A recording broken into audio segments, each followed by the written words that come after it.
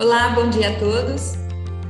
Mais uma vez estamos reunidos, todas as unidades do SECONSE, estaduais sob gestão do SECONSE São Paulo. Dessa vez estamos iniciando a programação do Outubro Rosa. Na verdade, a programação do Outubro Rosa começou no dia 1º, na sexta-feira passada, com um grande movimento do Dia Rosa, que foi feito em todas as unidades. Eu pude ver algumas imagens das unidades e foi muito legal. Eu fico muito feliz quando a gente consegue se mobilizar de forma tão consistente, né? São 11 unidades e todo mundo envolvido aí nessa causa tão sensível também para a área da saúde e para uma realidade que as unidades de saúde, as nossas unidades, elas têm cerca de 70% de colaboradores mulheres. Então, esse é um tema também que fala para as nossas colaboradoras, não só como profissionais de saúde, nós também somos mulheres e alvo dessa campanha. Para a primeira palestra, hoje nós vamos receber aqui o Dr. Antônio Sérgio Gomes Veludo. Ele é médico especialista em ginecologia e obstetrícia, com subespecialidade em mastologia. Ele atua como médico materno-infantil no Hospital Israelita Albert Einstein, com atividades assistenciais e didáticas junto aos médicos residentes no serviço de emergência. Ainda é mastologista da Rede São Camilo, de hospitais e do Grupo América Serviços de Saúde. Tem no seu currículo participações em congressos, cursos, reuniões científicas, além de realizações de eventos, pesquisas e apresentação de trabalho. Doutor Antônio, seja bem-vindo. Muito obrigada por aceitar o nosso convite. É um prazer ter você aqui com a gente. Antes de abrir para a sua apresentação, eu gostaria de informar que na tela dos slides do Dr. Antônio, vocês vão ver um QR Code. E esse QR Code é para quem estiver assistindo a palestra em salas de reunião, pode apontar o seu celular e aí vai abrir uma caixa de perguntas. Você pode fazer suas perguntas, além do chat, pelo chat do próprio webinar, também é possível fazer as perguntas nesse QR Code. E aí eu vou recebendo aqui e ao final da palestra a gente abre essas perguntas para o Dr. Antônio, ok? Muito obrigada, Dr. Antônio, seja bem-vindo, a palavra está com você.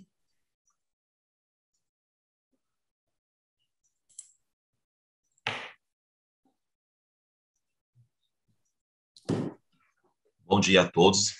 Quero agradecer aí aos organizadores, né, em nome da ANE.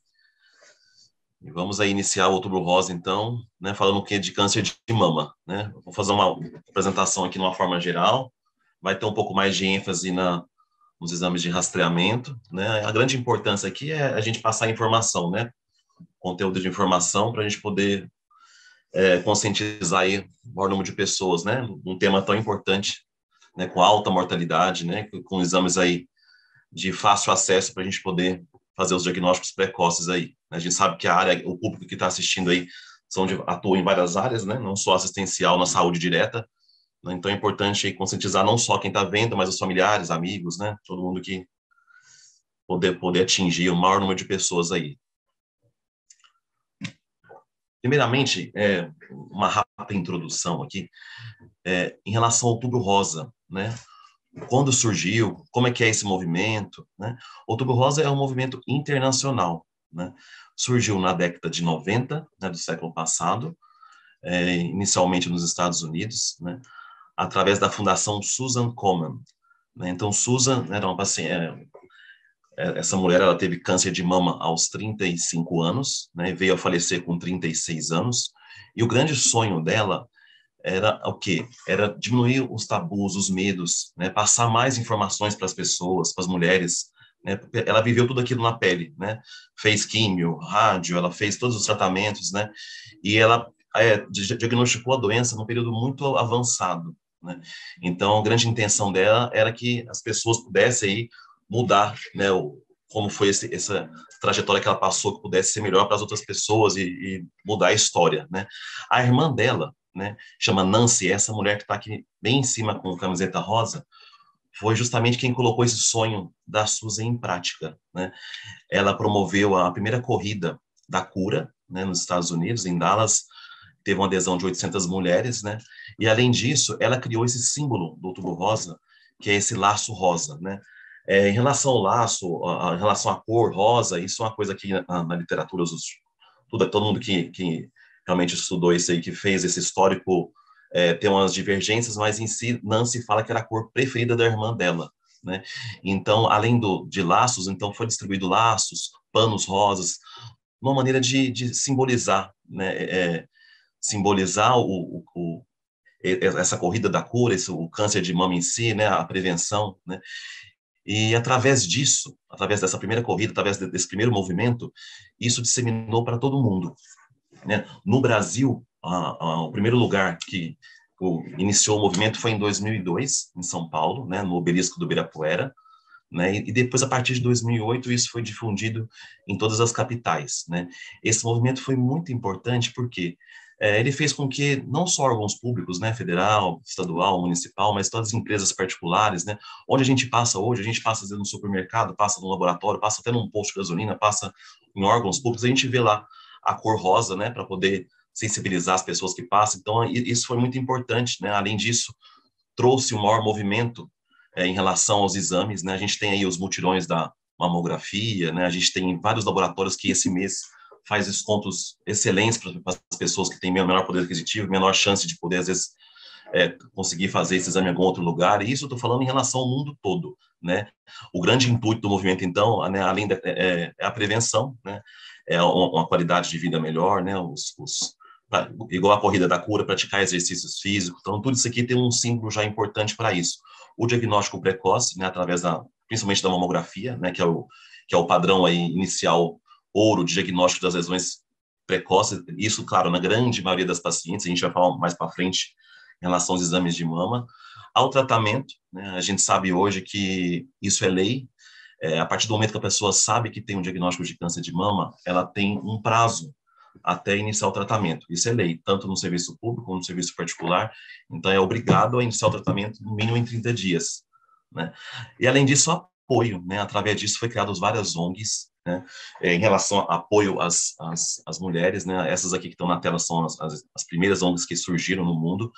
No Brasil, essa se toque também, né? Através disso, né? Isso é o apoio durante o tratamento, após o tratamento, né? Apoio psicológico, apoio desde uma doação de um sutiã cirúrgico, desde uma doação de uma peruca. Então, isso foi uma coisa que iniciou, né, é o pontapé inicial. Por isso que esse assunto é importante, né, para a gente poder iniciar aí a nossa fala. Queria falar alguma coisa, Anne? Não, né? Vamos lá.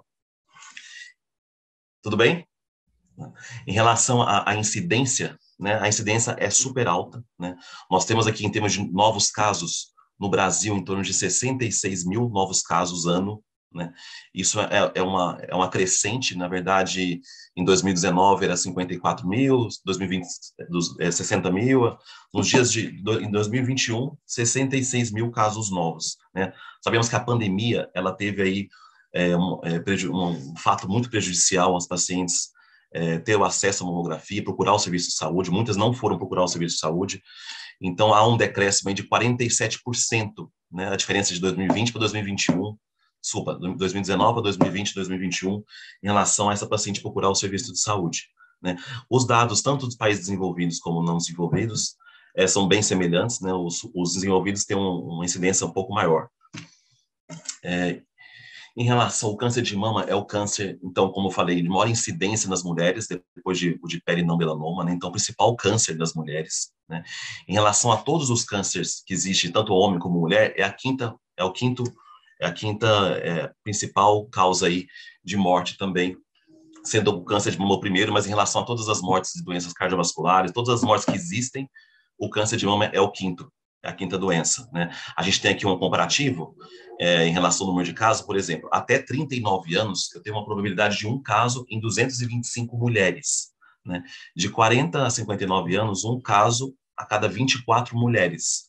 Após 60 anos, um caso a cada 14, e após 70 anos, eu tenho um caso a cada 7 mulheres. Então, assim, a cada 7 mulheres, uma tem uma grande probabilidade aí de poder diagnosticar um câncer de mama, né? E a gente espera que esse câncer seja um câncer bem inicial para poder ter a cura. Então, é muito importante.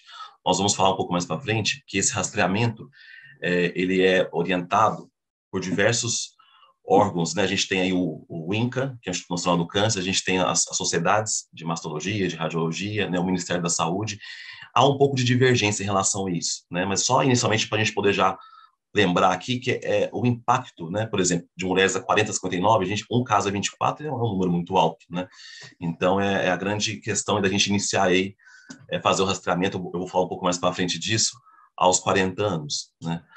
A incidência de câncer de mama, ela é maior no Brasil, na região sul e na região sudeste, né? São Paulo seria o terceiro estado aqui de maior incidência. Com relação a todos os cânceres que existem, também a todas as neoplasias aí, a mama é a primeira, né? Isso aqui são dados do INCA, dados deles mesmo lá, de tratamento, diagnóstico, né? E de adjuvância do pós.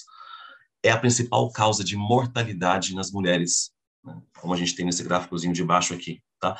A incidência não é tão alta em relação ao estado de São Paulo, que diverge um pouco dos demais. Aqui a próstata é um pouquinho mais alta ainda. Em relação aos fatores de risco, né? Nós vamos ter aí várias classificações, vários tipos de quadro, de amostra de fatores de risco, né? É um número que, se a gente for colocar aqui o tanto de fator de risco, nem cabe numa tela. É bastante fator. Eu separei aqui em dois principais tabelas aqui, que para mim é uma das mais importantes, e lembrar que existem já, né, alguns índices matemáticos que a gente coloca a paciente em os fatores que elas têm, e ele faz um cálculo, né? São índices que no Brasil a gente não criou ainda, mas são índices americanos, como nessa tabelinha em azul aqui, que é o índice de Gale, Klaus, BRCA-PRO e Tarek-Cozic. Então, assim, a gente põe a paciente lá, idade, obesa, tem filho, não tem filho, usa hormônio. Então, a gente põe uma tabelinha bem grande, a gente vai pontuando e me dá um risco final, né? Isso é importante para mim, porque eu vou fazer o seu rastreamento de acordo com aquele risco que ela tem, né, em relação ao período de exames, quais exames pedirem, né, o fator de risco dos familiares, né. Então, de uma maneira geral, né, a tabelinha de cima. Então, assim, fatores ambientais e comportamentais, né. A obesidade, sobrepeso na menopausa é um fator importante, né. Sedentarismo, inatividade física, consumo de bebida alcoólica, exposições frequentes a radiações ionizantes, né? Então, assim, obesidade é um fator importante, né? Sabemos que há uma conversão hormonal importante em mulheres obesas, né? E a gente sabe que o câncer de mama tem uma relação bem grande ao fator hormonal, que a gente vai falar um pouquinho mais para frente. Exposição, então, à radiação é um fator importante. Mulheres que têm antecedentes de radioterapia, né, ou então trabalham nessa área sem uma proteção adequada, a gente tem uma incidência maior, né, de câncer de mama, né, com relação aos fatores da história reprodutiva e hormonal. Então, assim, aquelas mulheres que têm a primeira menstruação antes dos 12 anos, que a gente chama de menarca precoce, ela tem um fator de risco maior para câncer de mama, né? Aquelas nuligestas, que não têm filhos, tem um fator também. Primeira gravidez após os 30 anos, né? Parar de fumar na menopausa após os 55 também, tudo em relação à parte hormonal, né? O uso de contraceptivos hormonais. Pessoal, eu não estou falando aqui que, assim, usar pílula anticoncepcional, tudo isso, a gente tem que parar de usar, não. Isso aqui são fatores de risco e a gente vai, tudo é risco e benefício, né? O fato de usar só pílula não quer dizer que é um risco tão alto da gente poder tirar, mas se for somatório, né, a pessoa usa pílula, tem um familiar com câncer, a pessoa é obesa, a pessoa não tem filho. Então, assim, se a gente começar a somar muitas coisas, aí a gente tem que tomar certas condutas para a gente poder diminuir esse risco, né? É basicamente para isso. O uso de reposição hormonal após a menopausa, né? A gente já tem vários estudos no mundo que essa reposição de hormônio após a menopausa, ela não pode ultrapassar 5 anos, porque aumenta muito a incidência de câncer de mama e câncer de endométrio, né? Em relação aos fatores genéticos e hereditários. Então, história familiar de câncer de mama, né? O câncer de mama na mãe ou na irmã, principalmente, antes dos 50 anos, né? História familiar de câncer de mama em homens, a gente sabe que homens, a gente vai falar um pouquinho, então, mais para frente um pouquinho, mas assim, o homem também tem câncer de mama, uma incidência baixa, mas tem. Quando ele é positivo, cresce muito o fator de risco da irmã, seja da filha, então, assim, mesmo da mãe. Então, é um fator importante para a gente poder ficar mais atento. E alterações genéticas, né? Principalmente a dois genes que a gente tem no câncer de mama, que é o BRCA1 e o BRCA2. Existem vários genes aí já estudados, né? Muitos a gente não sabe ainda, mas esses dois são os mais difundidos, né? Em relação a outra forma de classificação, então, assim, eu tenho os fatores não modificáveis e modificáveis, né? Não modificáveis a gente já expôs aqui, né? Que é o fato da idade, né? O menstruar cedo, parar de menstruar tarde, a menopausa. Então, assim, a mulher, ela começou a menstruar muito cedo e parou de menstruar muito tarde. Então, ela ficou exposta a muitos ciclos menstruais, ficou exposta a muita em relação às transformações hormonais. E isso é um fator de risco maior. Por que a gravidez é importante? como proteção da mulher, como prevenção, porque naquele período que ela está grávida, e até no pós-parto, na amamentação, ela está ali, não está menstruando, o ciclo menstrual está alterado, menos exposição hormonal, isso para ela é importante também, né? Além de outras coisas, claro, né? Algumas lesões mamárias também, elas são importantes como risco para câncer de mama. Então, assim, eu tenho lesões mamárias que aumentam em torno de 25, 30 ou até mais por cento em relação a ter câncer de mama. Então, talvez, conversando com o médico da paciente, ele opta por retirar ou observar essa lesão mais de perto, com um intervalo menor de exames, né? Então, isso é muito importante também, porque aumenta muito o risco, dependendo de qual lesão seja. Então, dos fatores modificáveis, então, assim, eu tenho um fator reprodutivo, né? A idade do primeiro parto, como a gente foi dito, o primeiro parto antes dos 30 anos é um fator protetor, né? A gente sabe que isso, né, no mundo de hoje, né, todo mundo com estudo, com pós-graduação, com trabalho, às vezes a gente sempre opta para ter filho um pouco mais tarde, realmente pelo meio de vida que a gente tem, né, isso em geral. Obesidade, sedentarismo, etilismo, né, tabagismo, contraceptivo e terapia, como já foi dito. Então, assim, são várias etiologias, né? As pacientes, de forma geral, pacientes leigas, né? Elas sempre imaginam e falam para mim assim, doutor, mas eu não tenho nenhum familiar com câncer de mama, por que eu tenho câncer de mama, né? A gente vê aqui, nesse esqueminha abaixo, que, assim, em relação ao câncer hereditário, né, genético, sabiamente já dito, que já é sabido pelo familiar, é em torno de 5 a 10%, né? Algumas incidências chegam no máximo até 15%. Então, é muito baixo, né, em relação à hereditariedade. Ela é importantíssima, claro, que quando você sabe que tem essa alteração, esse câncer na família, ou essa alteração já de algum gene no seu corpo, isso fica mais fácil a gente tratar, né, e já resolver a situação do paciente. Talvez ela opte por ter uma gestação mais cedo, talvez ela opte, né, por fazer algum procedimento, né, mais cedo, uma cirurgia ou uma medicação que possa poder protegê-la do câncer, que ela tem uma grande probabilidade de ter, né? Mas, em forma geral, os cânceres são o quê? Esporádicos, né? Em torno de 90 a 95%, né? Essa baixa incidência, como eu tinha dito, a gente tem esses genes que são mais difundidos aí mundialmente, né? Até na parte da mídia mesmo. Tem mais uns 9 genes que a gente estudou, que são há uns 8 a 10 anos atrás, que a gente também hoje a gente faz esse painel genético importante quando tem um paciente jovem com câncer de mama, mas 75% dos cânceres ainda hereditários a gente desconhece ainda, né? Tem estudos, mas a gente desconhece. Normalmente, nas nossas células do corpo, o que ocorre? A gente tem genes que vão fazer o quê? O crescimento da célula, que é esse esqueminha aqui de cima, tá? E tem uns genes controladores, que esses genes supressores, que faz o quê? Impede o crescimento celular. Isso aqui há um equilíbrio de crescimento, impedimento, e faz com que a célula cresça de uma forma normal, né? Então, são fatores normais. Quando ocorre mutação, né, a gente parte para essa parte vermelhinha aqui, né? Quando ocorre mutação, tanto nos genes que estão segurando para não crescer muito, ou nos genes que estão indo para poder crescer bastante, então a gente tem o quê? Tem o câncer de mama, né? Por isso que esse esquema aqui é principal, né? A etiologia, elas são várias, mas aqui seria o principal aí em relação aos estudos, né? Daqueles fatores de risco, a gente sabe que isso é importante para o aumento de câncer, então, das causas, né? E que é a obesidade, sedentarismo, diabetes, colesterol aumentado, pressão alta, né? Tudo isso eu vou ter conversões hormonais de estrogênio, progesterona, como está aqui, né? Que faz com que aumente essa incidência para ter essas alterações aí, essas alterações das mutações das células. Quando a paciente sabe, um exemplo aqui nessa tabelinha aqui de lado aqui, a tabelinha dos estudos aqui, do estudo americano e um estudo espanhol.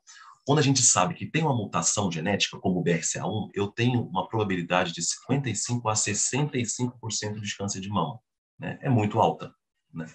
Ela é bem alta mesmo.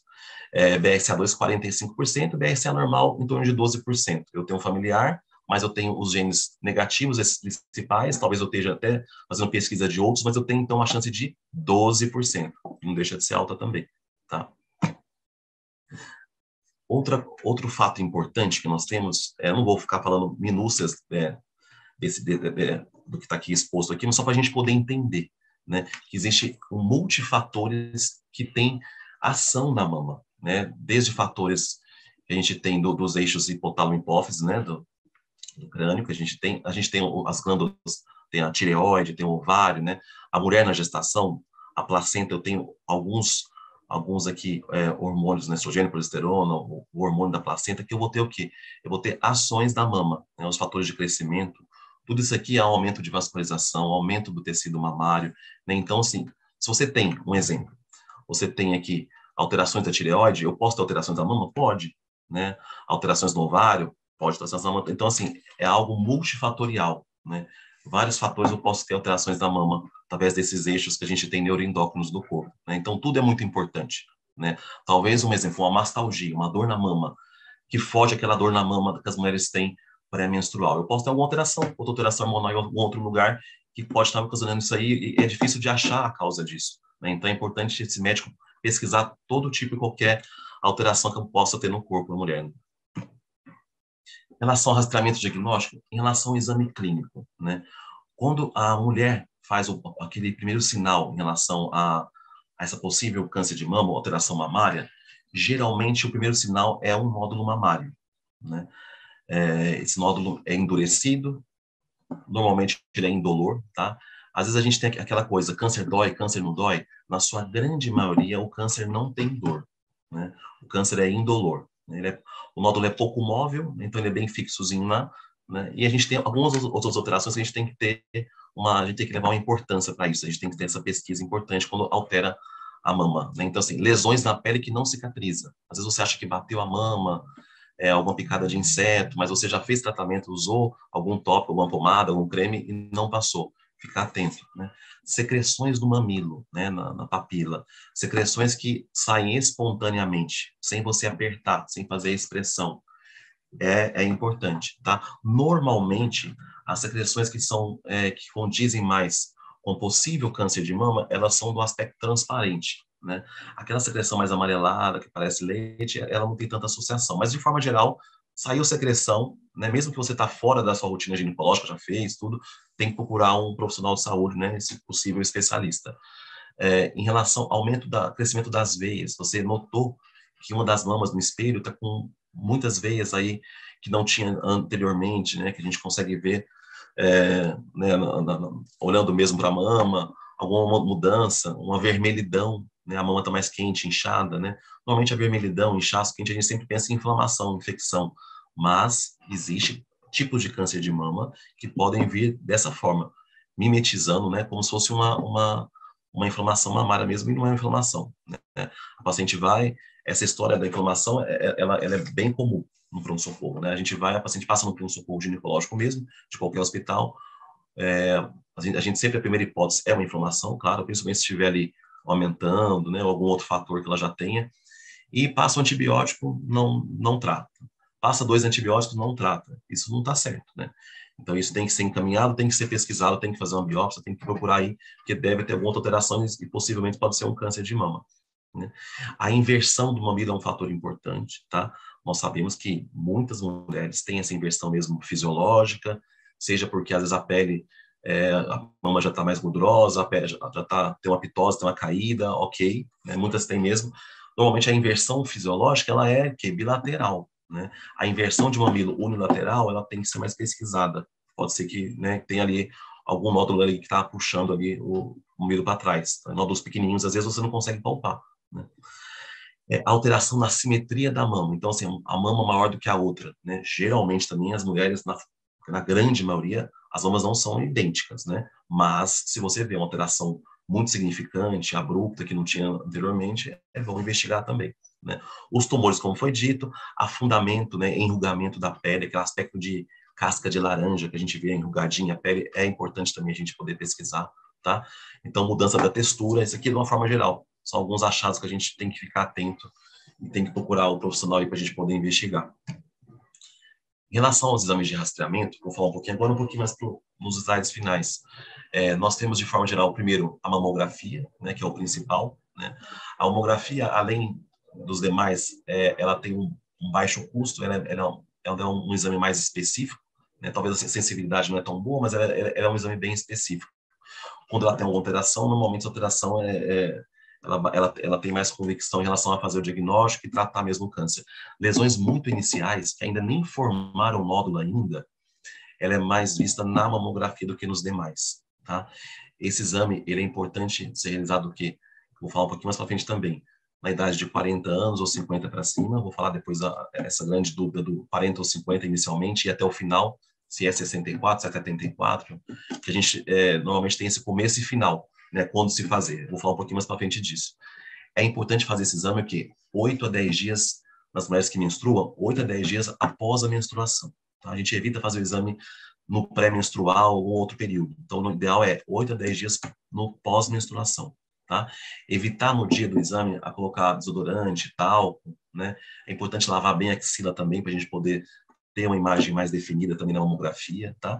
E, se possível, a mamografia, se possível ser feita a mamografia digital, ela tem uma acurácia, né? Ela é melhor do que a analógica, que hoje a gente tem poucos aparelhos analógicos, né, de forma geral. Né? Tanto no SUS também, simplesmente na capital de São Paulo, na grande São Paulo, nós já temos aí a maior parte dos exames de mama são exames com máquinas já digitais. A gente tem o ultrassom, né? O ultrassom sozinho, ele não é um exame de rastreamento, né? Tanto o ultrassom como esse de baixo, tomossíntese, né, quanto a ressonância, são exames complementares, né? Eles sozinhos têm pouca eficácia, tá? Porque às vezes as mulheres falam, eu não quero fazer mamografia, vou fazer só ultrassom, aí o ultrassom tá tudo bem, ok. Não, o ultrassom a gente sabe primeiramente, né? Lesões iniciais, ele não consegue captar, né? Ele não capta lesões como calcificações, né? A gente sabe que calcificações, na sua grande maioria, são alterações benignas do bem, mas existem as calcificações também, que a gente tem uma preocupação com câncer, que é aquela forma que eu falei de lesões iniciais antes de formar um nódulo. Então, assim, o ultrassom eu dependo muito de um bom aparelho. Eu dependo muito de um profissional competente, que está acostumado a mexer com mama, né? A gente sabe que na maioria dos serviços, tanto particular como público, o profissional que faz ultrassom, ele é excelente, claro, mas ele faz ultrassom geral, né? Ele faz ultrassom de abdômen, ele faz de próstata, ele faz transvaginal, né? E às vezes ele não tem uma especialidade, ele não tem uma cura. A mama é muito difícil, né, de realizar ultrassom, né? Ela tem glândula, músculo, ligamentos, nervos, ela tem parte vascular, né, que normalmente às vezes, então assim, tem apitose mamária, então assim, tem que ser um profissional que tem experiência boa em mama, tá? E mesmo assim a gente, né, isso foi feito vários estudos já, que a ultrassom sozinho não tem uma eficácia de rastreamento, tá? Então passa batido lesões e a pessoa pode ter câncer, né? Existem aqueles cânceres de intervalo, né? O câncer que a pessoa faz mamografia todo ano e no intervalo de um ano para o outro aparece uma lesão que não tinha, isso ocorre também, tá? Principalmente pacientes mais jovens, né, abaixo de 50 anos, isso é comum também. A tomossíntese, né? A mamografia, a gente tem duas incidências mamárias, né? Aquela compressão de cima para baixo ou lateral, né? Eu tenho ali duas imagens que são realizadas. Aqui, assim, eu tenho múltiplas imagens, né? A tomossíntese, ela faz vários cortes na mama. Existe a indicação específica para fazer tomossíntese, né? Conforme tem alterações na mamografia, eu solicito a tomossíntese, tá? Não é um exame que é tão fácil de conseguir, né? Não, tem também na rede pública, mas é um exame que tem menos. Eu posso dizer que em São Paulo deve ter uma média aí de pelo menos umas 10 tomossínteses, né? Se for um pouquinho mais, é um pouquinho menos, mas é em torno de umas 10 na capital mesmo, né? Então não é um exame que tem em tantos lugares, no interior tem bem menos ainda. A ressonância também é outro exame complementar, né? A ressonância é importante, a gente vai ter um slide mais para frente, mas é um exame importante também em algumas situações, com que os outros exames, em que eu tenho que ter uma visão melhor de algumas lesões que já existem no outro exame, né? Sozinha também, ela tem baixa eficácia, né? A ressonância, ela tem, ao contrário da mamografia, ela tem uma sensibilidade mais baixa, especificidade mais baixa, sensibilidade mais alta. Então, assim, às vezes ela vê muita coisa, mas não tem alteração nenhuma. Eu vou fazer uma biópsia desnecessária, vou ter um custo desnecessário, vou ter vou atrapalhar o paciente de forma, né, porque vai sentir dor, vai ter que ir até algum serviço fazer biópsia e sem necessidade, né, porque tem que ser bem indicada a ressonância também. Em todos os exames de mama, né, nós temos uma classificação no final do exame. Vocês podem ver, né, as mulheres que estão aí que fazem exames, no finalzinho do exame sempre tem uma classificação que chama BIRADS. Essa classificação, ela é mundial. Então, se você mudar para outro país, que seja Japão, Europa, lá para a Ásia, para a Europa, para os Estados Unidos, então, assim, é a mesma classificação. Eles vão ver um númerozinho lá embaixo, através desse númerozinho, eles vão saber a conduta que vão tomar, né, e a probabilidade de câncer de mama que essa mulher vai ter. Essa classificação, ela vai de 0 a 6, tá? 0 é uma classificação inconclusiva. Então, assim, a paciente fez a mamografia e veio uma categoria 0, né? Eu não posso parar por aí, né? O 0 não me fala nem que aqui pode ser uma coisa boa, nem que pode ser uma coisa ruim. Então, eu vou precisar de um exame complementar. Aí vai entrar o ultrassom, a ressonância, ou a tomossíntese, né? Então, assim, eu só peço esses outros exames quando eu tenho, por exemplo, uma alteração como essa, como uma alteração zero, né? Talvez em mulheres que têm a mama muito densa, muito glandular, ou talvez as mulheres que a idade aí também está próximo aos 50 ou antes dos 40, a indicação que o médico fez aí, optou por fazer, pode levar a isso também, tá? Mas é uma classificação que não é tão incomum assim, né? Um grande exemplo de categoria zero, que muitas mulheres que estão assistindo provavelmente devem ter tido, às vezes uma bolinha que tem na mamografia, e como a mamografia não sabe diferenciar se essa bolinha é líquido ou sólido, né, que é nódulo ou cisto, o médico ele categoriza como zero, a paciente vai fazer um ultrassom, e esse ultrassom vai diferenciar se essa bolinha é nódulo ou se é cisto, né? Esse eu estou falando aqui um exemplo mais comum que eu vejo no meio prático, né? A categoria 1 é a melhor, na verdade, né? Que a gente sempre quer para os pacientes, que é a categoria que não tem nada, né? E a conduta vai ser o quê? Seguir aí anualmente, né? Eu vou ter 0% em relação ao exame a câncer de mama e ela vai seguir fazendo a sua mamografia anualmente. Categoria 2, eu tenho achados benignos, né? Então, assim, eu tenho um exame de mama alterado, mas não é suspeito de câncer, né? Talvez algum nódulo que tem lá há muito tempo, talvez algumas calcificações que tem na mama há muito tempo, algumas cicatrizes de cirurgia. Então, assim, a conduta minha qual que vai ser? Seguir uma vez por ano normalmente, tá? Categoria 3 é provavelmente benigno, né? Diante desse provavelmente benigno, eu vou precisar repetir essa mamografia a cada 6 meses, né? Então, talvez tenha algum nódulo lá que tem alguns anos, mas eu nunca fiz punção, nunca fiz biópsia, é uma idade ali meio em cima do muro para eu poder ter maior probabilidade ou não de câncer. Então, eu opto por ver essa paciente mais de perto, retornar com essa paciente em 6 meses, não esperar um ano, né? Porque a gente pode ter alguma alteração nesse meio tempo aí. Então, a 3, eu sempre peço para fazer o exame a cada 6 meses, tá? Lembrar que essa classificação é para todos os exames. Então, assim, eu tenho um BIRADS 1 na mamografia, um BIRADS 0 na mamografia, eu tenho uma categoria 3 no ultrassom, ela vai fazer 6 meses a mamografia ou ultrassom? Vai fazer o ultrassom, né? Então, que eu tenho 3 só no ultrassom. Na mamografia é o 0. Então, eu repito o ultrassom a cada 6 meses. Categoria 4 ou 5. Então, assim, eu tenho já uma suspeita de câncer, né? A 4 é até uma suspeita de 2 a 95%, e quando a categoria 5, eu tenho uma probabilidade de 95% de câncer de mama. Então, assim, quando eu tenho categoria 5, eu já sei que é um câncer mesmo, né? Então, o que eu preciso fazer? Uma biópsia, né? Próximo slide a gente vai ter. Então, diante de uma classificação 4 ou 5, eu faço uma biópsia, tá? O 6 já é um câncer sabido já, né? Ah, mas por que você pediu mamografia se eu já sei que tem câncer na biópsia? Talvez porque fiz algum tratamento anterior à cirurgia, eu preciso ver como é que está a lesão, talvez porque a imagem não foi muito boa de um exame, eu pedi o exame para poder ver, para poder ter uma melhor aí, para poder me ajudar a fazer a cirurgia melhor. Então, assim, a 6 é quando a paciente já tem o diagnóstico mesmo, tá? É isso, vamos para a próxima. Em relação aos procedimentos invasivos da mama, né? Eu vou ter, de forma geral, esses 4 principais, né? Esses 3, o primeiro aqui, né, o terceiro e o quarto, são os exames de melhor diagnóstico. Esse segundo aqui é um exame mais de rastreamento. Vamos lá. O primeiro quadrinho aqui, né, que tem uns instrumentais aqui com bisturi, é uma biópsia excisional. O que é isso? É um exemplo, paciente jovem, tem um nódulo há algum tempo, esse nódulo cresceu, né?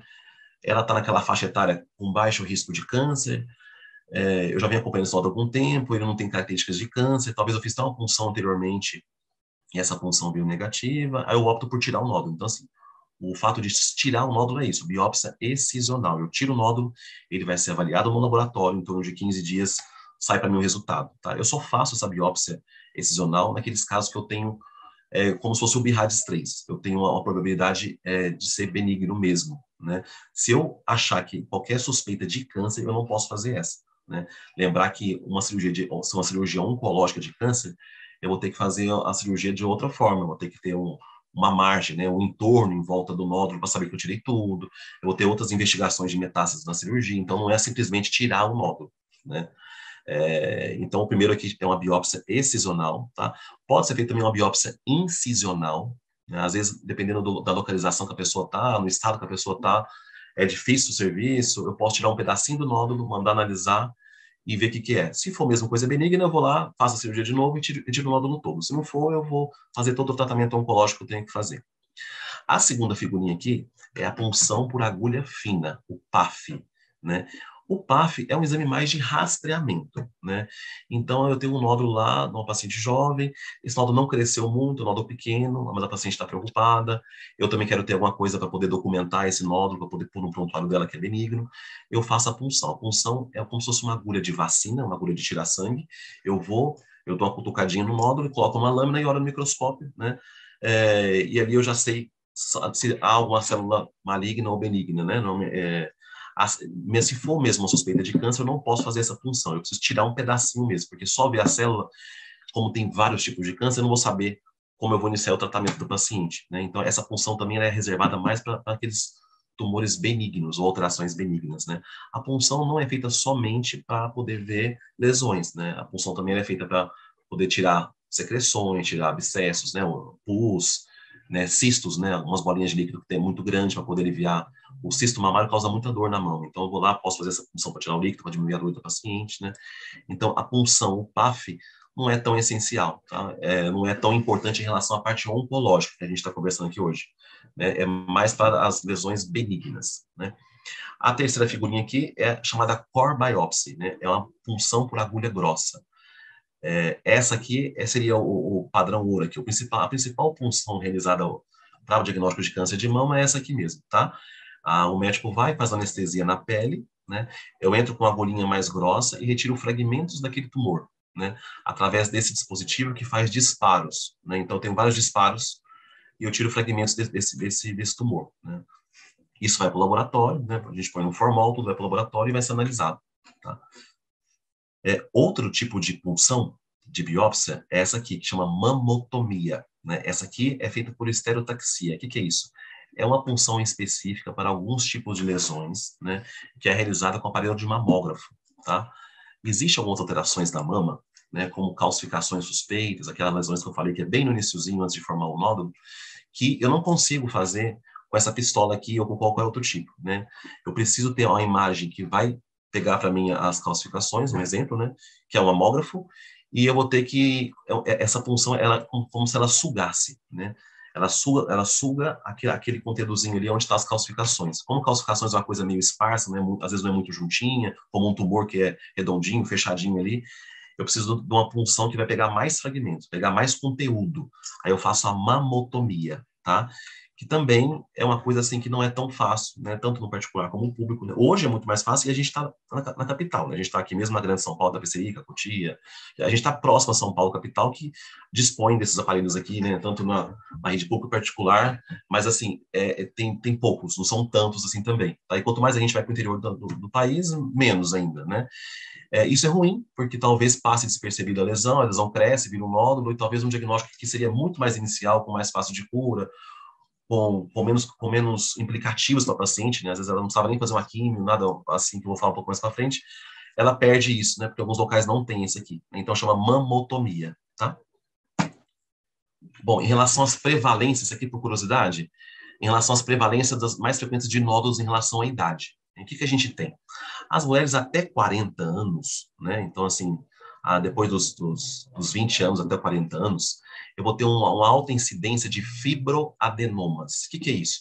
Isso é um tumor benigno, muito comum, né? Às vezes a mulher faz lá um ultrassom que vem 2 de um lado, 3 do outro, vários nódulos. Então, assim, geralmente é isso aqui, ó, fibroadenoma, né? Ele tem um crescimento lento, ou às vezes ele se estaciona também, né? Existem algumas relações ele com relação aos hormônios, ao tipo de pílula que usa, mas assim, é o tipo de tumor mais comum nas mulheres até os 40 anos, né? Claro, se a gente vê que esse tumor ele cresce de uma forma muito rápida, comprime a mama, deixa a mama abaulada, muda, né? Quando a gente enxerga a mama muda, a gente tem que fazer uma investigação mais precisa nele. Mas se ele tem há muito tempo, se a gente já tem, como se fosse aquele BIRADS 3, se a gente já sabe que ele tem uma chance de benignidade muito alta, a gente só acompanha, né?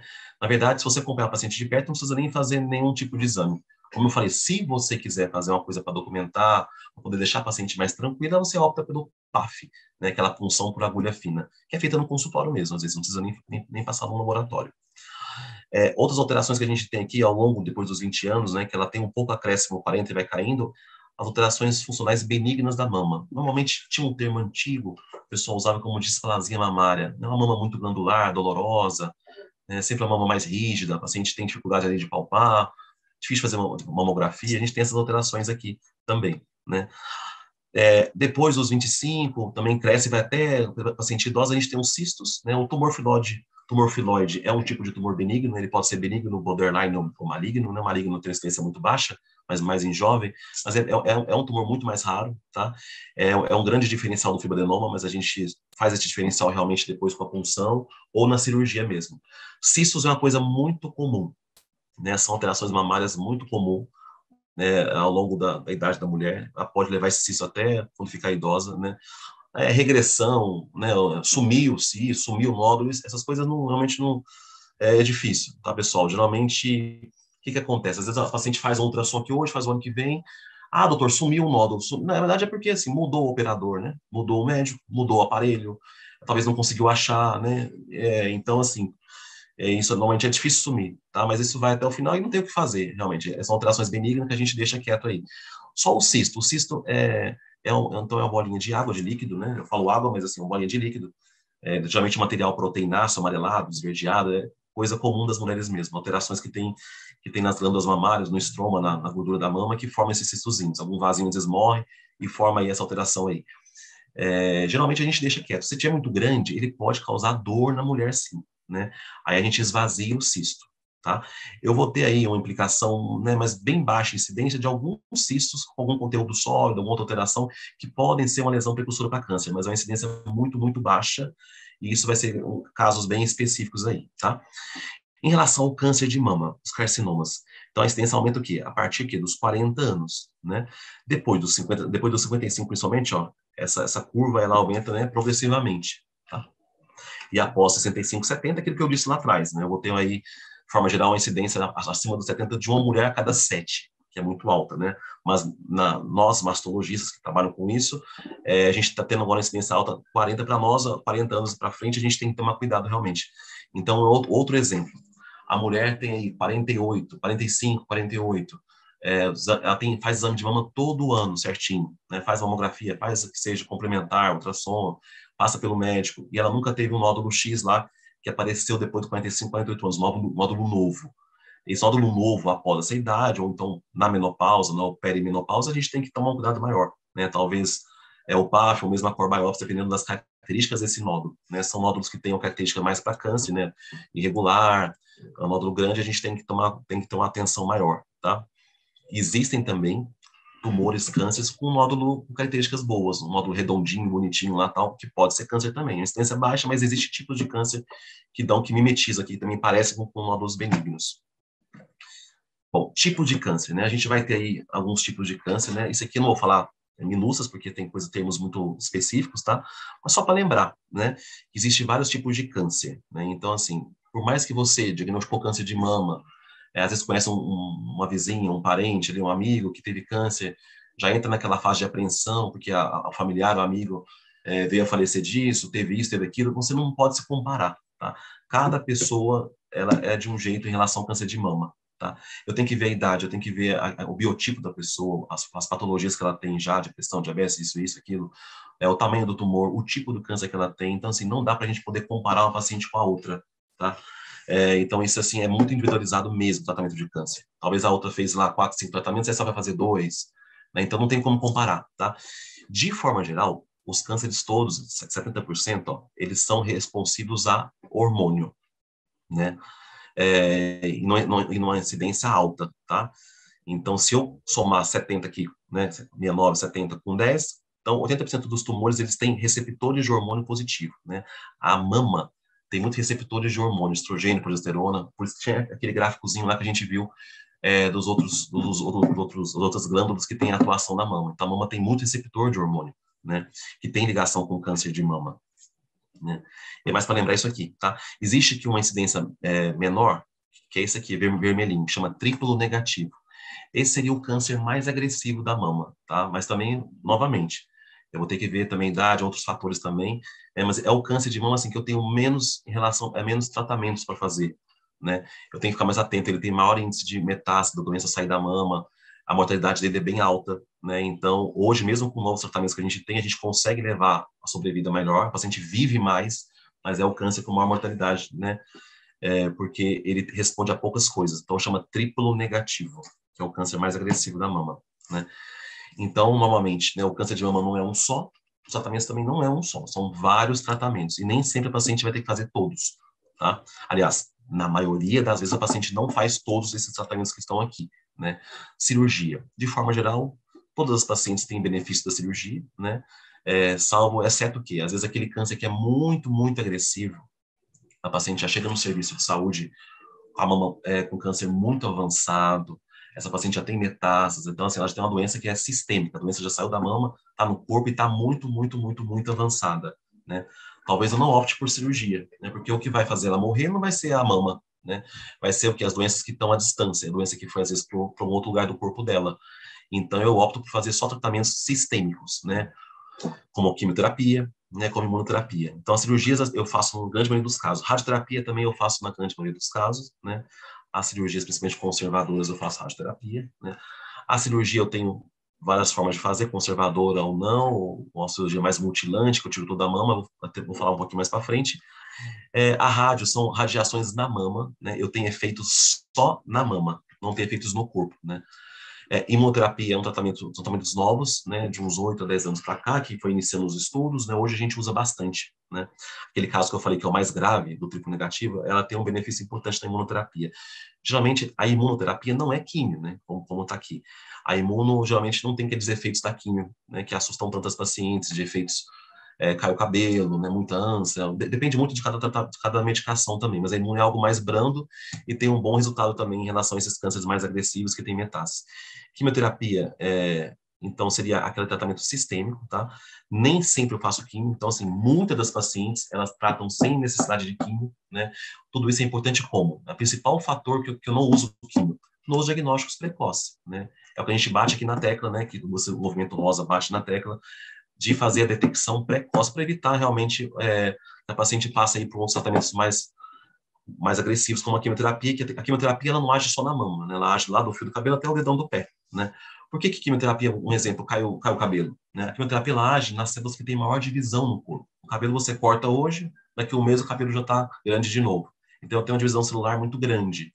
Então a quimio age principalmente nessas células que estão com divisão celular muito alta, né? Hormonoterapia, né? O hormônio também deve ter em torno aí do máximo de uns 15 anos para cá. Então, assim, foi visto nos estudos que as mamas que têm câncer, que têm receptores de hormônio positivo, após fazer cirurgia, quimio ou não, rádio ou não, eu uso o hormônio. Geralmente é um comprimidinho, como se fosse uma pílula, que eu uso durante aí, no mínimo, 5 anos. Né? Isso é feito na adjuvância, assim, depois de fazer os tratamentos iniciais. Existem alguns casos que a gente faz até antes, mas são casos específicos. De forma geral, as pacientes que se propiciam a fazer, que tem o benefício da hormonoterapia, é algo muito bom, né? E durante 5 anos após o tratamento dessa cirurgia imune, eu vou ter essa medicação que vai, como se diz, proteger essa paciente durante esse tempo, né? Isso ajuda bastante. A terapia-alvo, que é algo mais específicos em algumas proteínas que a gente tem hoje na câncer de mama, que é algo que surgiu também de uns 10 anos, menos um pouquinho, 8 anos para cá, que diminui muito a incidência de recidiva mamária, diminuiu o número de metástases, é algo muito novo e muito bom que surgiu. São alterações, são medicações caras, né, mas que já estão liberadas aí pela ANS, a gente é feito tanto serviço público como particular, né, cada tempo que passa, eu falo até semestralmente, as medicações elas vamos modificando, a gente vai associando outras e vai só aumentando aí, só melhorando, né, isso é muito bom. Cirurgias, então, aqui a gente tem as cirurgias conservadoras, né? A gente tem as setorectomias, né? O quadrantectomia, né? Quadrante, a gente tem aquela ideia do nome quadrantectomia, de um quadrante. A mama a gente divide em 4 partes, né? São 4 quadrantes, 2 superiores, né? Um medial, lateral, e inferiores também medial, lateral. Então, normalmente eu tiro um quadrante, né? A quadrantectomia, geralmente a gente tira o tumor, tira uma areazinha aqui em volta, né? E às vezes tira a pele ou não. Dependendo se esse tumor estiver muito próximo da pele, a gente tira a pele também, tá? Então, assim, as cirurgias conservadoras, elas são menos mutilantes, né? A gente preserva ali a feminilidade, a gente preserva a simetria mamária geralmente, né? Então, eu tiro o tumor, tudo, e a paciente tem um resultado estético, né, cosméticos depois, muito bom. Ela vai usar o mesmo sutiã, vai ver a imagem dela ali bem semelhante. Vai ter, claro, uma incisão, que a gente tenta fazer essa incisão mais estético também, para ficar dentro do sutiã ali, ou perto da areola, ou perto da axila, né? E tem a mastectomia, que a gente já tira já a mama como um todo, né?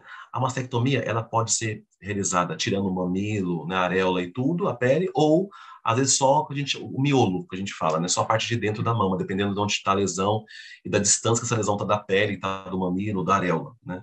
Isso também é mastectomia também, um tipo de mastectomia.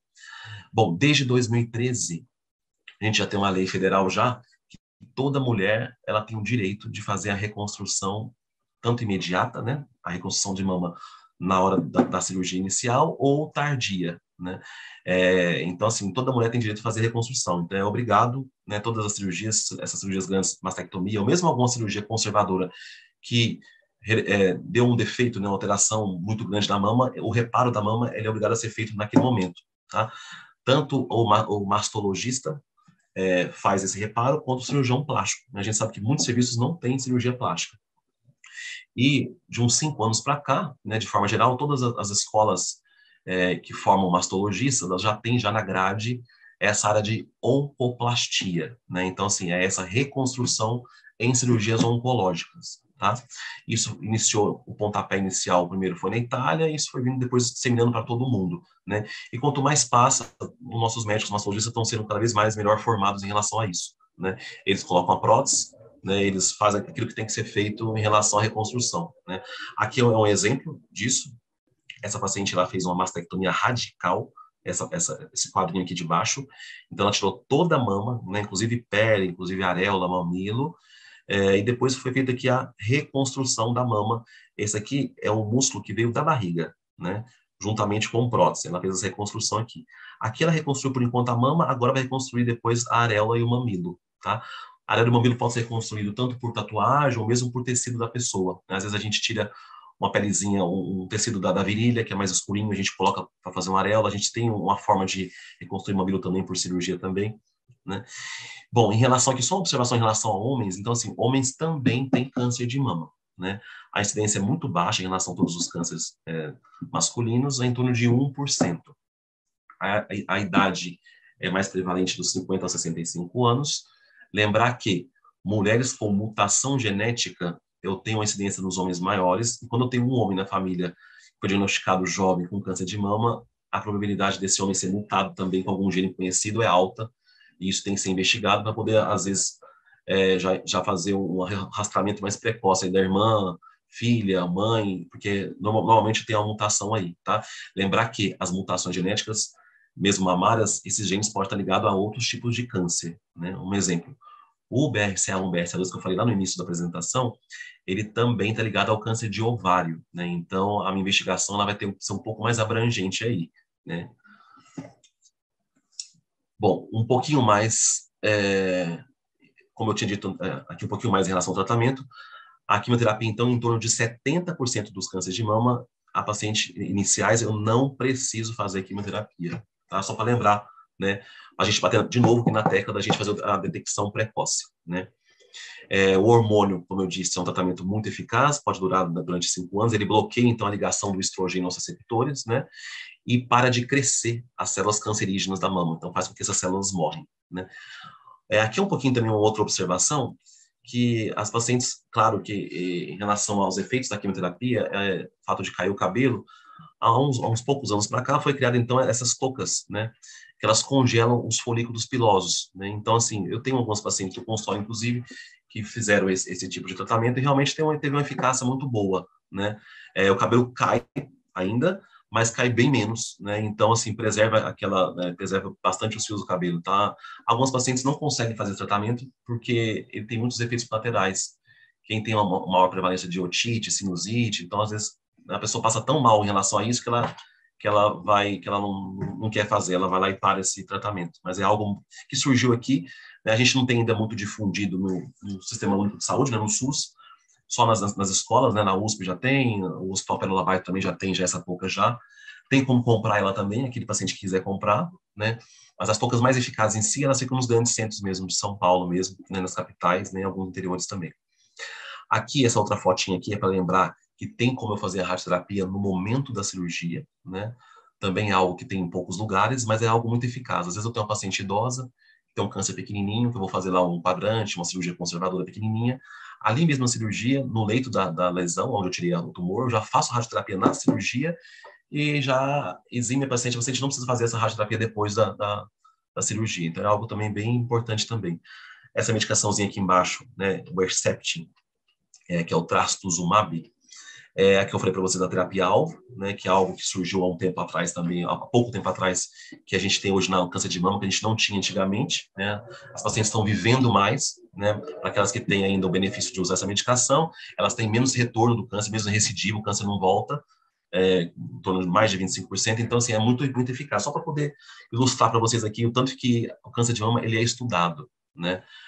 Então, assim, o número de artigos científicos que surge a cada semana, né, mês, aí é uma coisa muito grande, né? Isso é muito bom, né? Um câncer, se você para de estudar câncer de mama aí durante 6 meses, um ano, você já não, praticamente muita coisa nova você já não sabe. Então, assim, nós mastologistas, né, oncologistas, a gente tem que sempre estar estudando sempre, porque a modificação de drogas aí, que tratamento, né, de formas é muito grande. Em relação, então, a outra ilustração, em relação a gente tem, então, os tratamentos em relação à quimioterapia, né, o tratamento adjuvante, né, e neoadjuvante, né, esses dois termos aqui para falar para vocês. O que é esse termo neoadjuvante? Tem situações que eu faço a quimioterapia antes da cirurgia, porque na cabeça da paciente, quando chega para a gente, ela sempre pensa que a primeira coisa que tem que fazer é a quimioterapia, a cirurgia, perdão. A primeira coisa na cabeça da paciente, a paciente leiga, lógico, ela não tem que saber isso mesmo, claro, mas na cabecinha dela sempre tem que fazer o quê? Primeiro a cirurgia, e às vezes não. Qual o benefício de fazer, às vezes, outro tratamento antes da cirurgia? Tem situações que o nódulo de mama é muito grande e eu fazendo, às vezes, eu fazendo a quimioterapia, ou até às vezes o hormônio, ou aquele remedinho que eu falei para vocês, que estava na slide anterior, esse tumor que era muito grandão, se eu fosse operar ele agora, a paciente teria que fazer uma mastectomia, tirar toda a mama. Eu fazendo esse tratamento antes da cirurgia, esse tumor vai diminuir, ele vai regredir, às vezes até sumir, né? Então, assim, aquela paciente que vai fazer uma cirurgia muito grande, eu posso fazer uma cirurgia conservadora diante disso, né? Eu vou ter uma mutilação bem menor dela, né? Eu vou ter um resultado estético melhor e o tratamento vai ser muito eficaz, né? Até melhor. E, às vezes eu vou até ver a resposta do câncer dela já inicialmente no tratamento sistêmico com as drogas, né? Então, isso é muito importante, tá? Aqui embaixo é só para também ilustrar em relação a alguns tipos de reconstrução. Então, aqui a gente tira esse músculo aqui do reto abdominal, da barriga, e passa aqui para a mama, né, para ter um bom resultado. Ou o músculo nas costas, né, chama músculo grande dorsal. Então, quando eu faço uma mastectomia, que eu tiro toda a mama, eu posso usar tanto o músculo da barriga como o músculo das costas, né? Além disso, tem situações que eu posso usar uma coisa que a gente chama de expansor, né? O que é isso? Eu fiz a mastectomia, tirei toda a mama, às vezes normalmente só o miolo da mama, eu coloco uma prótese de silicone murcha, que eu vou enchendo aos poucos com soro fisiológico, com outra solução, para poder fazer que essa pele estenda e no futuro eu coloque um silicone, aí, uma prótese de silicone definitiva. Tá? Existe alguns expansores definitivos, mas geralmente a gente usa expansor que a gente expande a pele, melhora essa pele, né? E após os tratamentos todos, rádio, químio, tudo, a gente vai lá e troca esse expansor por uma prótese de silicone definitiva. O prognóstico, né? Inicialmente aqui nesse quadrinho de cima, a gente só para poder ilustrar também, a gente tem aqui a evolução do câncer de mama, os estágios da doença, né? Aqui eu tenho um câncer inicial, né? Ele está preso aqui aos ductos mamários, ele não ultrapassou em azulzinho, né?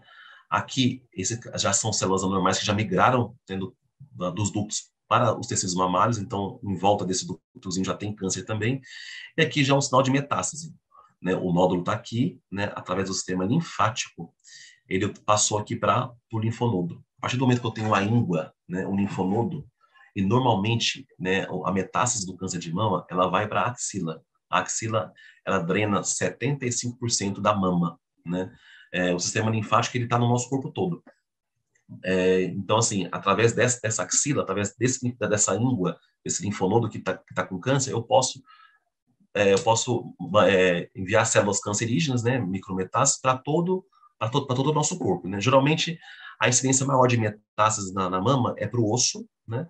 depois pulmão e fígado. Eu tenho, dependendo do tipo, para ovário, cérebro, mas isso já tem uma incidência menor. Normalmente é osso, pulmão e fígado. O osso, uma grande escala, tá? Então, o prognóstico depende muito da idade, né? A gente sabe que pacientes mais jovens, a doença geralmente ela tem uma progressão mais rápida, né? As divisões celulares sempre são muito rápidas, então o crescimento do tumor é muito grande. Eu tenho que ficar bem atento a isso.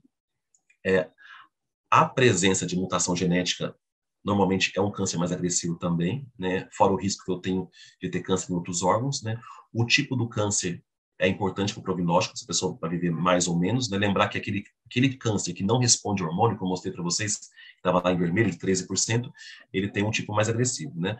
O tamanho do tumor, então, assim, quanto maior o tumor, maior o nódulo, eu tenho um risco maior de metástase, eu tenho um risco maior em relação à agressividade também, dessa doença já sair da mama e ir para outro lugar também, né?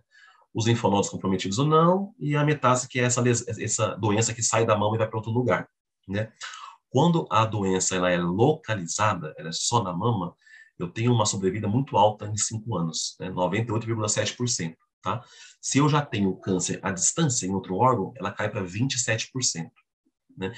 Graças a Deus, isso é uma coisa que vem melhorando a cada tempo, cada novos tratamentos, né? Como eu falei da imunoterapia, isso vai só melhorando, né? Isso é muito bom. Vocês estão vivendo muito mais. Prevenção, né? Como foi dito já nos fatores de risco, né? A atividade física regular, né? O peso certo, a alimentação equilibrada, né? O controle das doenças que tem de base, né? O controle da diabetes correto, o controle da pressão, do colesterol, tudo isso é muito eficaz, né? A amamentação é um fator muito protetor, né? A paciente que amamenta no mínimo aí durante 6 meses já é um fator protetor. O não consumo de bebida alcoólica, né? O tabagismo, né? Você procurar o médico, fazer os exames de rastreamento, isso são as principais coisas, né? Eu coloquei aqui em cima como ilustração também aqui da Veja a Angelina Jolie, porque foi algo que foi muito na mídia, foi muito disseminado aí para as mulheres, é algo que deixou muita gente espantada, isso foi uma mobilização muito grande da época, né? Qual que é a história da Angelina, dessa atriz, da Angelina Jolie? Ela tem a irmã com câncer de mama e a irmã tinha mutação genética, a mãe com mutação genética também, né? E ela optou por fazer o quê? Por fazer a mastectomia bilateral, né? Ela optou por uma cirurgia profilática, por uma cirurgia para evitar que ela tenha câncer de mama, né? Foram feitos lá com ela os índices de risco de câncer, que eu falei para você lá no início, aqueles nomezinhos lá em inglês, então assim, e foi visto que ela tinha uma probabilidade maior do que 40% de câncer de mama, né? Não chegava a 50%, porque o gene da irmã era um outro tipo, um BRCA2 menor, mas era uma incidência muito alta, um risco muito alto, então ela optou por isso. Ela tirou as 2 mamas e tirou o ovário, né? Colocou prótese de silicone, né? E na época ela já tinha a prole dela constituída, ela tinha os filhos dela, né? Ela até adotou outros também, então ela não queria ter mais filho também. Mas isto caiu um pouco por terra hoje em dia, né? Vários estudos, né? Por que a gente estuda isso? Por que a gente busca ver se isso é eficaz ou não? A gente sempre busca os estudos, tanto como no caso da mamografia, o quê? A gente fazer um exame que vai morrer menos gente, né? Isso que ela fez diminuiu muito a mortalidade? Na verdade, não, tá? Mas é algo que as pacientes podem optar também, né? Às vezes a paciente viveu aquilo, viu a irmã fazendo todos os tratamentos de químio, isso, aquilo. A paciente pode optar, tá? Não é algo ainda fácil de conseguir, né? Mas os convênios médicos, né? Na rede pública é mais difícil um pouquinho, mas os convênios médicos já têm liberação também da ANS isso, né? Então, assim, se a paciente passou com um oncogeneticista, tem a mutação da família de primeiro grau, paciente jovem, se entra nessa escala toda, ela pode optar de fazer a cirurgia profilática, de tirar as mamas, tirar os ovários também, tá? E vai ter que ter uma concordância aí com o médico que ela está acompanhando, certo? Nossa, a gente está indo mais para o finalzinho agora já da aula, já em relação ao rastreamento, né? Então, assim, há uma divergência em relação o que preconiza em relação ao rastreamento, tá? No Brasil, né? Nós temos aí o Ministério Público, o Ministério, desculpa, da Saúde, né? O governo, né? E o INCA, que orienta o quê? Orienta fazer o rastreamento a partir dos 50 anos, tá? Até 69 anos, né? Se a mulher tem esse exame inicial sem alterações, né? BIRADS 1, BIRADS 2, ela tem alterações benignas, está tudo bem na mamografia dela, ela pode fazer esse controle a cada 2 anos, tá? Pessoal, eu estou falando de rastreamento, tá? Com a mulher que não tem nenhuma lesão na mama, ela só está fazendo lá os exames de rotina dela, tá? Se a paciente já tiver lá, como eu falei, um risco, a paciente tem uma lesão, a paciente tem um familiar, ela já entra em outro tipo de rastreamento, né? Mais precoce. Um exemplo, a paciente tem um câncer de mama no familiar jovem. Então, ao invés de iniciar com 50, como o Ministério da Saúde fala, ela faz esse início com 35 anos, e tem lá a forma dela fazer isso semestralmente, depois anualmente. Aí já entra em outra forma de rastreamento. Aqui eu estou falando em relação à população geral, tá? O Colégio Brasileiro de Radiologia e a Sociedade Brasileira de Mastologia, ela preconiza fazer o rastreamento de 40 anos, tá? Então 10 a menos do que o Ministério da Saúde, até 74 anos, tá? Tem um estudo aqui de 2017, que tem um N, né, tem um número de pacientes muito grande, que essas federações, tanto a de mastologia, como a de ginecologia e obstetrícia, como a de radiologia, fez esse estudo. E, assim, foi visto que o benefício de se fazer o rastreamento anterior foi melhor, né? Primeiro porque a gente viu lá atrás, né, que a gente tem um risco, não é tão alto, né, de aquelas pacientes até 39 anos, ou após os 40 anos, que a gente tem um risco já relativamente, um risco importante, né? A modificação da mama, o que acontece? A mulher, ao longo do tempo, a mama dela vai se modificando. Quando ela é muito jovem, abaixo dos 40, ela tem a mama mais glandular, né? Que é uma mama mais difícil e tem menor incidência de câncer. Após os 40, a mama dela começa a ter uma transformação já mais gordurosa, tem uma pitose, uma caída, e já tem modificações para poder ocorrer o quê? Alterações nela, mesmo genéticas ou não, de iniciar aí um processo neoplásico também, tá? Então, assim, através não só disso, os estudos, né, a incidência de câncer, então, assim, o que eu, como mastologista, a gente preconiza, tanto os profissionais de saúde, os ginecologistas também, é iniciar aos 40 anos, tá? Doutor, mas e o final? Mesmo só até 74 anos? Isso também é uma coisa que, assim, é relativa, né? Nós temos aí pacientes de 75, 76, 80, né? São pacientes totalmente ativos, às vezes até trabalham, né? Dirigem sozinho, viajam, não sei o quê. Isso, então, vai de cada caso a caso, né? Em forma geral, até 74 anos, mas a gente tem paciente de 75, 76, eu tenho câncer inicial aí, 80, que aí o paciente está super ativo, a gente continua fazendo esse tratamento anualmente mesmo, tá? É de cada caso a caso, mas em relação aos estudos, a gente fala de 40 a 74, tá? E o Ministério de 50 a 60, né? Outra coisa que eu queria falar para vocês, a mamografia a gente não tem ela só de rastreamento, a gente tem a diagnóstico, então, assim, normalmente, o que é o correto hoje? O correto hoje é que mesmo no exame de rastreamento, se o técnico de mamografia ele já tem uma visão inicialmente de questionar, fazer aquele relatório inicial, ou mesmo o paciente que já tem um retorno no mesmo local, ela já pode, às vezes, fazer mais de um tipo de mamografia naquele local, né? Então, ela pode fazer uma compressão, uma ampliação, isso são coisas específicas que a gente tem na mamografia que pode ajudar já para chegar no médico já com algum exame mais específico, né? Surgiu também há um tempo atrás o Programa Nacional de Qualidade de Mamografia. É como se fosse uma acreditação, né? Eu penso que com o tempo, né, os serviços vão ter que ter esse controle, né? Então é um órgão que surgiu para verificar se a máquina está adequada, o filme está adequado, se as categorias, né, a impressão, o diagnóstico realizado nos exames tem uma coerência, né, se tem muito erro ou não. Então eu penso que com o tempo, alguns serviços aqui de São Paulo já tem esse programa já tem essa acreditação já, mas é algo que vai se difundir aí, que é algo muito importante, né?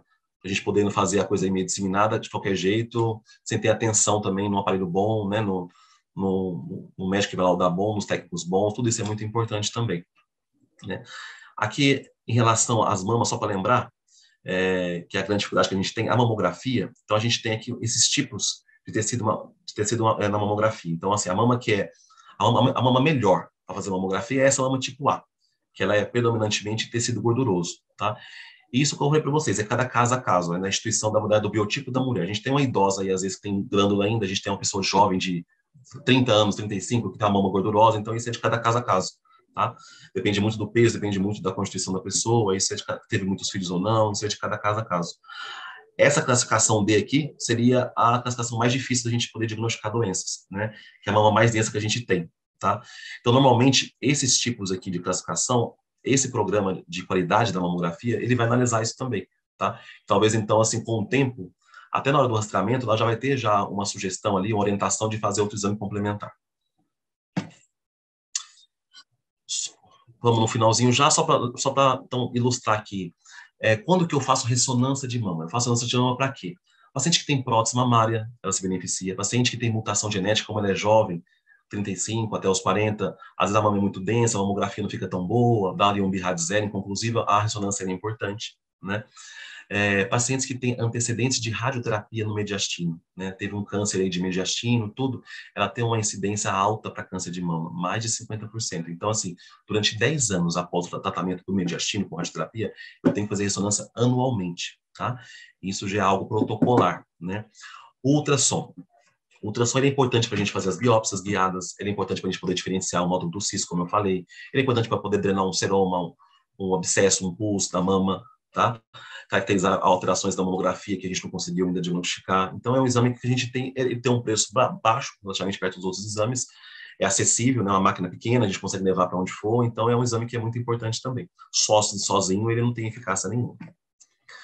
Autoexame, né? Não é algo que tem que ser exclusivo, né? Mas é algo que ajuda, é importante, a gente tem que incentivar, né? Antigamente se achava que só o autoexame em si, com esses exames bianuais, ele já era fundamental, mas a gente vê que ele é algo somatório, né? Então, normalmente a paciente tem que estar em frente ao espelho, né? Quando vai trocar de roupa, quando vai tomar banho, né? São períodos ali importantes. E, normalmente, esse exame, ele é mais eficaz após o terceiro dia da menstruação. Então, antes também não. Então, a menstruou, depois de 3 dias, ele é o exame mais eficaz, tá? No pré-menstrual, ele é mais difícil de ser feito. Então, eu observo aqui com os braços caídos, com os braços levantados, né? Essa movimentação dos braços, o movimento aqui, o músculo que tem atrás da mama, né? Que é o músculo peitoral, isso me ajuda, porque tem tumores que ficam escondidos ou fixos nesses músculos. Então, quando ela movimenta o braço, o nódulo que estava lá escondidinho, pode ser que ele abaule, que ele mostre na pele ali, quando ela mexe, tá? Com a mão na cintura, né? Com a mãozinha para trás, eu consigo fazer também a palpação. Eu deixo os dedos bem esticados e posso fazer movimentos circulares, movimentos de baixo para cima, de cima para baixo, tá? Então, o autoexame é importante, sim, para a gente poder, aí tem muitos diagnósticos feitos só com autoexame, que a mulher procura o médico depois que faz o autoexame. Lembrar dos cânceres que a gente tem de intervalo, né? Que é aquela mulher que faz mamografia todo ano, nunca dá nada, mas às vezes nesse intervalo do outro surge ali um câncer. Então, o autoexame, ele é muito importante para isso. Fechando aqui, então, né, lembrar que as ONGs, o câncer de mama, ela só tem aumentado, né? A paciente que tem câncer de mama, ela tem, por lei, já alguns benefícios, né, como isenção de IPVA, isenção de imposto de renda, transporte público gratuito, ela tem várias coisas que ela tem que ir atrás, resgatar o fundo de garantia, né, tem resgate do PIS, PASEP, então, assim, existe, através das ONGs, doações de peruca para aquelas que querem, que precisam, existe serviços de tatuagem de areola, mamilo também, por ONG, né, tudo sem nenhum custo, então as ONGs são muito importantes também, né, pessoal? Bom, é isso, é um resumido, então, isso aqui é uma frasezinha final, a gente poder, então, assim, sinta seu corpo, ouça seu médico, reveja seus conceitos, vá além do seu tempo, vida plena é seu direito, né? Vamos prevenir aí o câncer de mama. Espero que eu não demorei muito aí, que ninguém cansou muito aí com a aula aí. Muito obrigada, doutor Antônio, acho que foi excelente, trouxe uma visão ampla, né? Muita coisa, muita informação. Muito obrigada mesmo, acho que informação faz toda a diferença. Eu tenho algumas perguntas que foram feitas.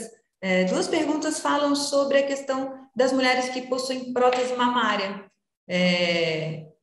Como fica o autoexame para essas mulheres? Feito da mesma forma? E o outro é o rastreamento de câncer de mama em mulheres com prótese. Deve ser realizado com mamografia? As indicações e a frequência do rastreamento do câncer de mama para essas mulheres são as mesmas? Bom, vamos lá. A prótese mamária, em relação ao autoexame, ela tem que ser feito do mesmo jeito, tá? Isso não muda, né? A prótese mamária, ela pode ser colocada em 2 lugares, ou atrás do músculo ou atrás da glândula. Quando for possível, sempre tentar priorizar aquela atrás do músculo, né? Onde eu consigo fazer depois do exame de rastreamento com melhor definição, né? Então, assim, o autoexame continua sendo feito da mesma maneira, tá? Em relação ao rastreamento, né? Existem técnicas da mamografia, né? Existe uma manobra que chama Eklund, né? Qual escreve, né? Então, assim, o técnico de mamografia, ele vai puxar a mama um pouquinho mais para frente, e na hora de colocar as lâminazinhas lá do raio-x, lá de realizar as incidências, vai deixar transparecer só a parte da glândula mamária, né? Ao invés de ela sair do exame com 4 lâminas, com quatro chapas de raio-x, ela vai sair com umas 6, 8 chapinhas lá, porque muda um pouquinho em relação a isso, né? Essa técnica ajuda bastante. Mesmo assim, quando a prótese é muito grande, né, a gente vai optar como eu disse no penúltimo slide, de fazer a ressonância, né? Nesse ponto, a ressonância, ela acaba sendo mais eficaz, tá? Mas, de forma geral, como é um exame mais difícil também de ter acesso às vezes, a mamografia dá para fazer, tá? A gente pega exames, a gente pega, assim, doenças iniciais da mamografia mesmo com prótese mamária, tá? Legal. Tem mais uma pergunta, na verdade, é um pedido, peraí, que agora aparece um monte de parabéns aqui, o pessoal está agradecendo aqui no chat pela aparece. O Darli pede para você falar um pouco sobre os lipomas. Certo. Bom, lipomas, né, é um tumor de células gordurosas, tá? Ele vai entrar na mama com incidência um pouco menor do que do fibroadenoma, né? Ele pode ser ocorrido de forma geral durante todas as idades, né? O lipoma não é exclusivo da mama, ele pode dar no corpo inteiro, né? Tem muita gente que tem lipoma, às vezes, no tecido subcutâneo da pele, nas costas, né? Na região lombar, no glúteo, então, assim, na barriga. Então, assim, é algo que pode ocorrer em qualquer lugar do corpo, né? Mas, geralmente, o que acontece? Parte do tecido gorduroso da região, né, no caso da mama, ela vai se organizar, ela vai fazer um tecido semelhante a um nódulo, um tumor, e vai aparecer ali, pode crescer, né, dependendo do estímulo. Um exemplo, a paciente ganha muito peso, esse lipoma vai crescer, né? Mas ele sim, ele mimetiza às vezes ao câncer de mama, porque às vezes ele é endurecido, ele pode causar ali um certo desconforto para a paciente fica bem assustada, né? Mas é algo fácil de ser diagnosticado, né? Basta complementar ali a mamografia com ultrassom, como eu falei para vocês na mamografia da ultrassom, nesse ponto vai ser bem importante para o lipoma, assim. Ok. Uma outra pergunta, assim, você acha que o medo impede que as mulheres façam um acompanhamento adequado? O que você acha que impede esse acompanhamento adequado? A gente percebe que ainda tem muitas mulheres que resistem um pouco, ou negligenciam, não fazem, deixam o tempo passar e acabam não fazendo esses exames preventivos. Eu vejo assim que o que eu sinto eu trabalho tanto na rede pública como na rede privada, né? O que eu vejo que assim a gente tem dois medos aí principais que eu enxergo pelo menos, né, na minha prática. Eu vejo o medo do exame da mamografia, né? Mesmo a gente orientando que hoje as máquinas são melhores, né? A gente tem as máquinas digitais, a compressão da mama hoje é menor, né? E mesmo assim a gente fala que é algo rápido, né? Mas é algo que é muito benéfico.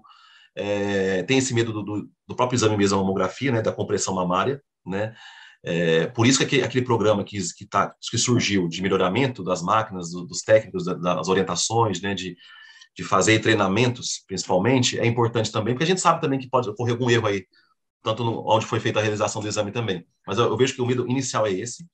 Um outro medo também importante, que eu também sinto na prática clínica também, às vezes, de algum parente, algum familiar, algum conhecido com câncer de mama que teve um câncer muito agressivo, que teve um tratamento muito agressivo, né? Então, assim, passou aí, um exemplo, por quimioterapia, teve alguns efeitos colaterais muito fortes, né? Ou até veio falecer do câncer, então tem esse medo também, né? Mas a gente espera que, difundindo a informação aí o máximo que a gente conseguir, explicar, né, para todas as pessoas que o diagnóstico precoce, a gente muda essa história toda, né, realmente, né, então, né, e como é muito grande a incidência, a chance do raio cair na gente é muito alta, né, então a gente tem que ir atrás mesmo. Né? Tem mais uma pergunta da Irani, quanto tempo pode ficar com esse expansor mamário? Certo. Bom, o expansor, ele não tem um vencimento, né, o expansor mamário, ele pode ter o quê? Uma reação mais forte do que a prótese mesmo definitiva.